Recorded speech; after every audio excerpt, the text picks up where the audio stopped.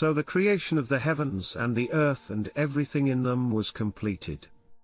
On the seventh day God had finished his work of creation, so he rested from all his work. And God blessed the seventh day and declared it holy, because it was the day when he rested from all his work of creation. This is the account of the creation of the heavens and the earth.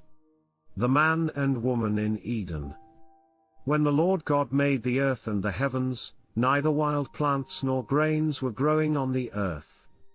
For the Lord God had not yet sent rain to water the earth, and there were no people to cultivate the soil.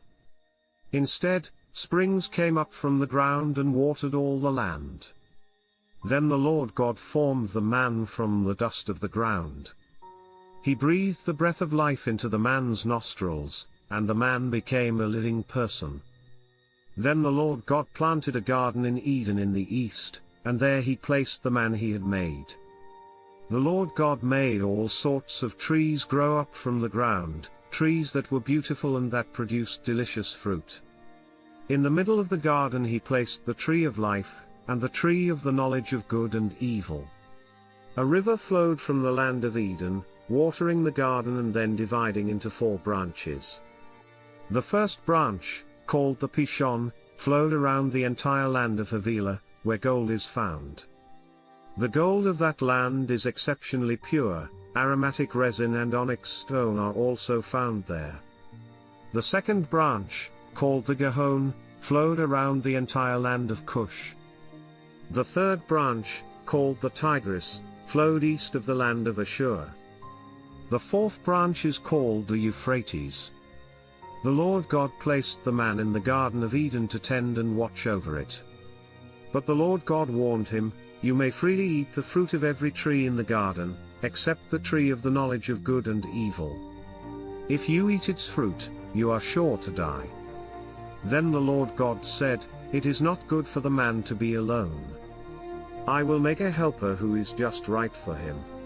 So the Lord God formed from the ground all the wild animals and all the birds of the sky.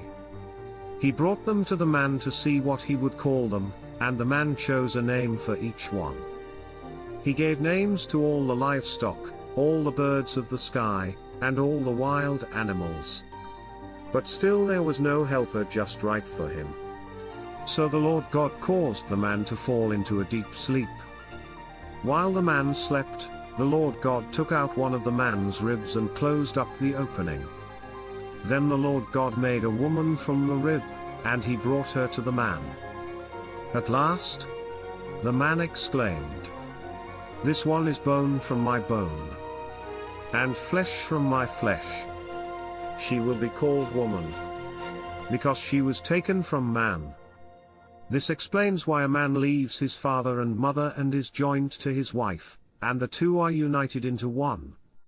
Now the man and his wife were both naked, but they felt no shame. Thanks for watching.